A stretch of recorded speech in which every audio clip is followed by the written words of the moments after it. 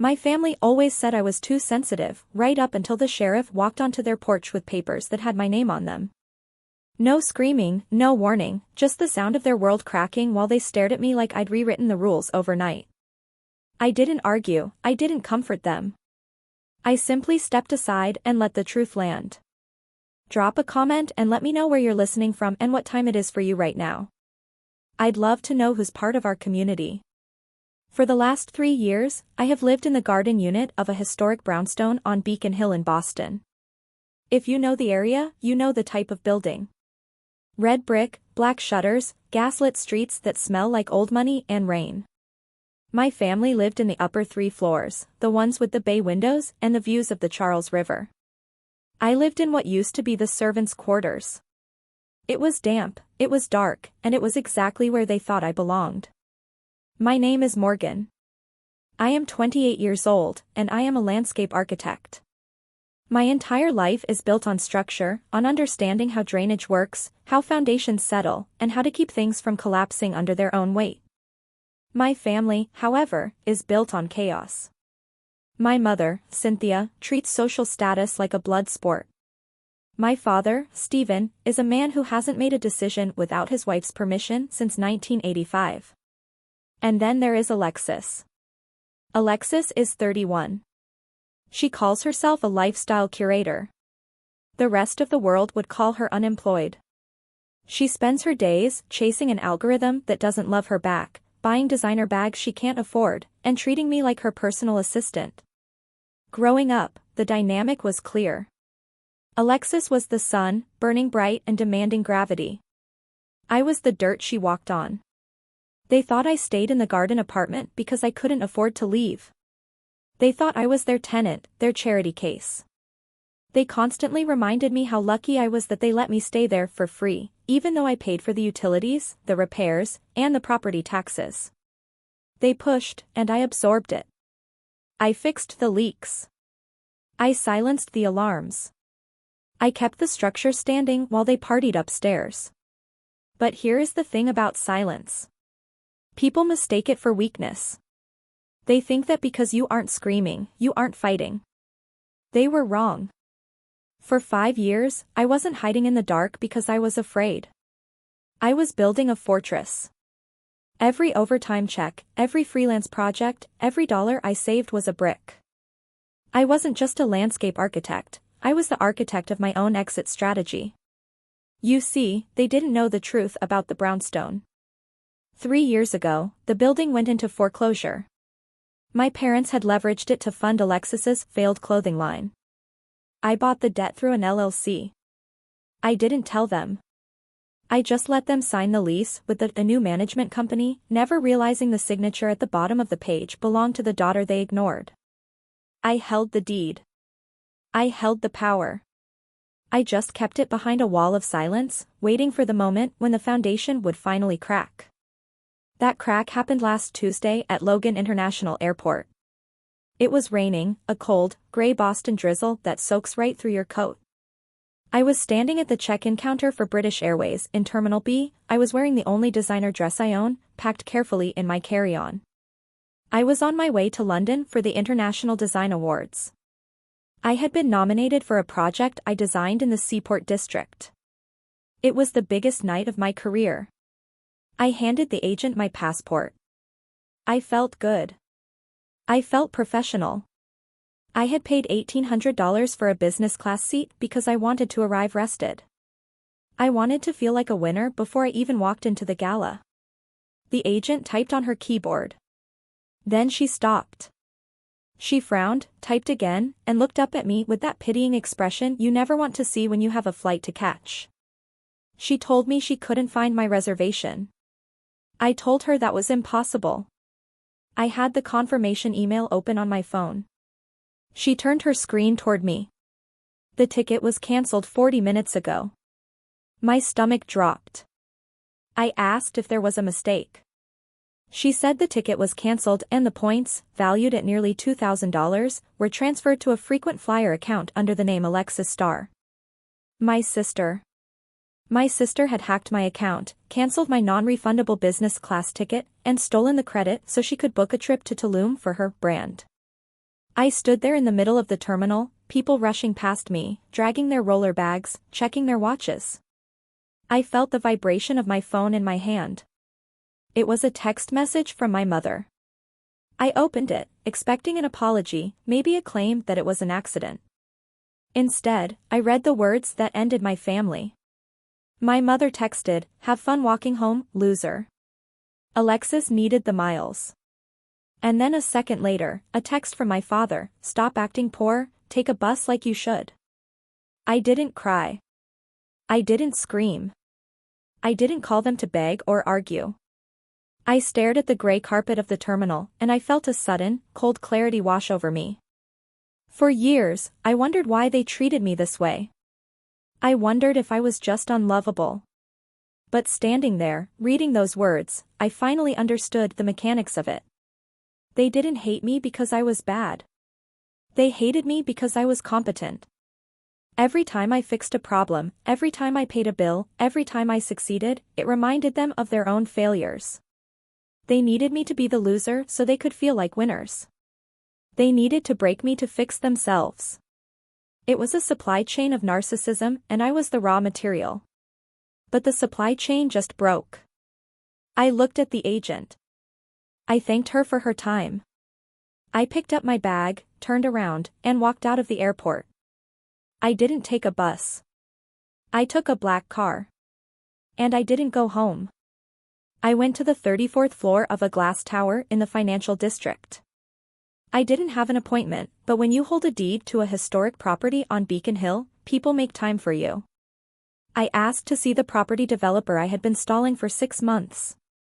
He was a shark, a man who tore down history to build condos, and I had always refused his calls because I wanted to preserve the family home. But it wasn't a home anymore. It was just an asset. And it was a depreciating one. I walked into his office.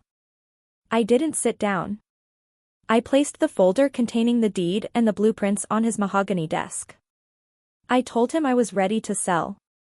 Not next month. Not next week. Today. He looked at the papers. He looked at me. He asked about the tenants on the upper floors. He asked if they would be a problem. I looked him in the eye and told him they were on a month-to-month lease with a clause that allowed for immediate termination upon the sale of the building. I told him he could gut the place. I told him he could turn it into luxury micro-units for tech billionaires. I didn't care. I just wanted the ink dry and the wire transfer initiated. We signed the papers an hour later. I watched my signature loop across the page, and it didn't feel like betrayal. It felt like business.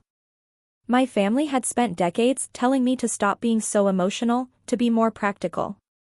So I was doing exactly what they raised me to do. I was making a practical financial decision to liquidate a toxic asset. While the lawyers were notarizing the documents, I sat in the conference room and opened my laptop. I needed to organize the final rent roll for the closing. I pulled up the bank records for the LLC I used to manage the building. I wanted to make sure the numbers were clean. That was when I found the second crack in the foundation. I was looking at the deposits for the last 2 years. The ledger showed that the upper unit, my parents' unit, was consistently 4 months behind on rent. The arrears totaled $16,800. I had always assumed my father was just broke, that he couldn't pay, and because I was his daughter, I had absorbed the cost. I let it slide because I thought I was keeping a roof over his head. But then I saw a scanned image of a check in the correspondence folder. It was a rent check from my father, Stephen, dated 3 months ago. It was written out for $4,200. It wasn't made out to the management company. It was made out to cash. I frowned and clicked on the endorsement image on the back of the check. There was a signature. It wasn't my father's. It was a loopy, dramatic scrawl with a heart over the I. Alexis. I dug deeper. I found 12 checks over the last 2 years. My father had been writing rent checks. He hadn't been a deadbeat. He had been giving the checks to Alexis, trusting her to drop them in the management drop box downstairs. And for 2 years, Alexis had been taking those checks, cashing them, and spending the money. She wasn't just stealing from me. She was stealing from him. She was the golden child, the one they protected, the one they canceled my ticket for. And she had been cannibalizing them the entire time. It made perfect sense. Toxic systems always eat themselves eventually. The parasite doesn't care if the host dies, as long as it gets fed one last time. My father was working into his late 50s, stressed and tired, thinking he was paying his way, while his favorite daughter was robbing him blind and letting me foot the bill. I printed the images of the checks. I put them in a crisp manila envelope. The developer walked back in and shook my hand. The deal was done. The building was sold. The wire transfer hit my account 10 minutes later.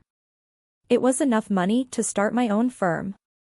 It was enough money to never look back. I checked my watch. It was 5 o'clock in the evening. My flight would have been halfway over the Atlantic by now. Instead, I was getting into a cab, heading back to Beacon Hill. It was raining harder now. When I pulled up to the brownstone, I could see the lights blazing on the second floor. I could hear music. They were having a party. I walked up the granite steps. I used my key to open the main door for the last time. I walked up the grand staircase, my heels clicking on the marble. I pushed open the door to their apartment. The living room was full of people. My mother was holding a glass of champagne. Alexis was wearing a new outfit, probably bought with the refund from my ticket, posing for a photo with a ring light. My father was sitting in his armchair, looking tired but smiling at his golden girl. They were celebrating. They were throwing a bon voyage party for Alexis's trip to Tulum. The music stopped when they saw me. My mother lowered her glass. She didn't look guilty. She looked annoyed. She asked why I was back. She asked if I had enjoyed my bus ride. Alexis laughed. She said she hoped I wasn't expecting an apology because she really needed those miles for her brand. She said I was selfish for trying to go to London when she had real work to do in Mexico. I didn't say a word. I walked over to the coffee table, right in the center of the room, and I dropped the "Sold" sign I had taken from the developer's office. It hit the wood with a heavy thud. Then I dropped the deed. My father stood up. He asked what this was. He asked what I had done. I told him I had sold the building. I told him the new owners were developers who wanted the unit vacant by the end of the week. My mother started screaming. She said I couldn't sell their house.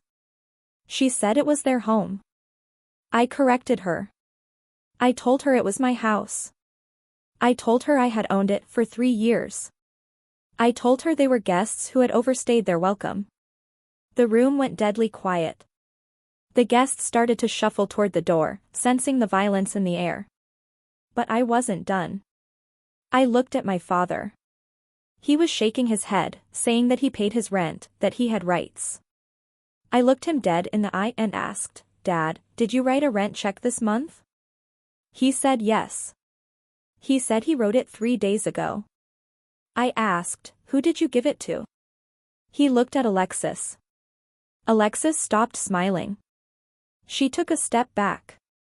I opened the manila envelope and slid the photos of the cashed checks across the table. I told him to look at the endorsement. I told him to look at where his money had gone for the last 2 years. My father picked up the papers. His hands were trembling. He looked at the signature. He looked at his daughter.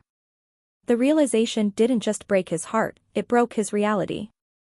The alliance he had built his life around, the belief that Alexis was the prize and I was the burden, dissolved in an instant. He realized he had been betting on a thief. Alexis started crying, but it wasn't real tears. It was panic. She tried to blame me. She tried to say I was lying. But the ink doesn't lie. My mother went silent. She looked from her husband to her favorite daughter, and I saw the calculation in her eyes. She was trying to figure out who to align with to survive. But it was too late. The ship was already sinking. I turned around and walked out. I didn't wait for the explosion. I didn't wait for the apologies or the excuses. I went downstairs, packed my bag, and left the garden unit forever. 3 days later, I stood across the street in the rain. The sheriff's car rolled up, quiet but unmistakable. It was the final scene of a tragedy I had stopped writing. My parents stood on the porch. They had boxes stacked around them. They looked small. My father wasn't looking at the sheriff, he was looking at the ground. He looked like a man who had lost everything, not because of the eviction, but because of the betrayal. Alexis was screaming at the officer, waving her phone, threatening to live-stream the injustice. My mother was just standing there, frozen, staring at the wet pavement. I watched the sheriff hand them the papers. I watched them realize that no amount of charm or bullying works on a court order. My phone buzzed. It was a text from my father. "We have nowhere to go." I didn't reply. I didn't block him. I just let the words sit there, powerless. 6 months have passed since that day. I am standing on a hillside in Vermont. It is a new project site, a terrace garden for a client who wants to build something that lasts for generations. The air is clean here. It smells like pine and wet earth. I won the design award in London. I wasn't there to accept it, but they mailed me the plaque. It hangs in my new office, a space with big windows and no basement.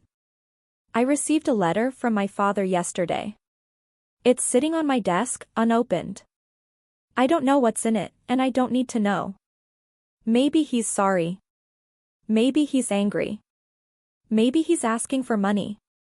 It doesn't matter. I realized something while I was designing this garden. You can't build a new life on a rotten foundation. You have to dig it up. You have to clear the debris. You have to be willing to destroy the history to make room for the future. I didn't just evict my family from a brownstone. I evicted them from my head. I built a life they cannot access, a life with walls they cannot climb and doors they do not have keys for. And for the first time in 28 years, when I walk through my own front door, the only sound I hear is peace.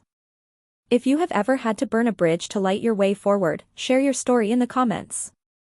And hit subscribe to join us for the next chapter.